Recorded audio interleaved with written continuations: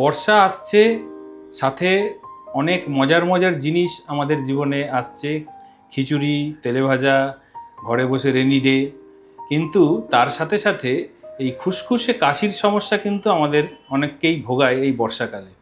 বিশেষ করে যাদের একটা লং স্ট্যান্ডিং হিস্ট্রি রয়েছে অ্যালার্জি বা অ্যাজমার, তাদের ক্ষেত্রে কিন্তু এই সিমটমগুলো অনেক সময় বর্ষায় বেড়ে যায়। তা এই খুসখুসে কাশি মানে কি শুধু ঠান্ডা লাগা? তা হয়তো নয়। বর্ষাকালে আবহ ঠান্ডা হয়ে যায়, আর আমরা যদি ভিজে যাই তাহলে অবশ্যই আমাদের বডির টেম্পারেচার কমে যায়। তাই আমরা ভাবি যে ওই ঠান্ডা লেগেই বুঝি কাশি হলো। কিন্তু কিছু কিছু পয়েন্টস আছে যেগুলো আমাদের মাথায় রাখা উচিত। প্রথম হচ্ছে, এই বর্ষাকালে কিন্তু অ্যালার্জির প্রাদুর্ভাব বাড়ে, এবং অ্যালার্জি মূলত হাউস ডাস্ট মাইট থেকে হয় আমরা জানি। তার সাথে সাথে ফাঙ্গাস বা মোল্ড কিন্তু একটা খুব ইম্পর্ট্যান্ট ট্রিগার। এবং বর্ষাকালে যেহেতু ঘরের ভেতরে এবং বাইরে দু জায়গাতেই আর্দ্রতা অনেক বেড়ে যায়, সুতরাং সেই ময়েশ্চার পার্টিকেলের মধ্যে ফাঙ্গাল বা মোল্ডের প্রাদুর্ভাব কিন্তু বেড়ে যায়, এবং সেটা থেকে অ্যালার্জিক সিমটমস হতে পারে, যার একটা one of the commonest symptom হচ্ছে এই খুসখুসে কাশি। ২ নম্বর হচ্ছে, এই কাশি কিন্তু হাঁপানির একটা প্রাথমিক লক্ষণ হতে পারে। হাঁপানি কথাটা আসলে ঠিক নয়, আসল অসুখটা হচ্ছে অ্যাস্থমা। অ্যাস্থমা মানেই শুরু থেকে শ্বাসকষ্ট তো হয় না, অনেক ক্ষেত্রেই এই কাশি দিয়েই প্রেজেন্ট করে।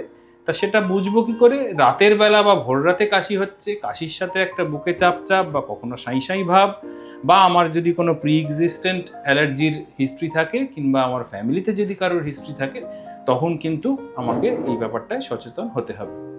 ভাইরাল সংক্রমণও কিন্তু অনেক ক্ষেত্রে এই বর্ষাকালে বেড়ে যায়। তা সেই রেসপিরেটরি ভাইরাল ইনফেকশন থেকে হতে পারে। সেক্ষেত্রে ওই মাথা যন্ত্রণা, নাক দিয়ে জল, জ্বর, উইকনেস এইগুলো যদি থাকে, তাহলে আমাকে ভাইরাল ইলনেসের কথা ভাবতে হবে। পোস্ট নেজাল ড্রিপ একটা খুব ইম্পর্টেন্ট কারণ এই খুসখুসে কাশির। সেটা ডাইরেক্টলি বর্ষার সাথে রিলেটেড না হলেও ওই বারবার নাক টানা, গলায় কফ আসা, নাক পরিষ্কার করা, এই ধরনের জিনিস, বা নাক বন্ধ হয়ে যাওয়া, এগুলো যদি থাকে তাহলে সেটা ভাবতে হবে। আর last but not the least, পেট থেকেও কাশি হতে পারে, যাকে আমরা গ্যাস্ট্রিক রিফ্লাক্স বলি। ওই প্রথমেই বললাম, বর্ষাকাল মানে একটু ওই তেলেভাজা খাওয়ার প্রবণতা বেড়ে যায়।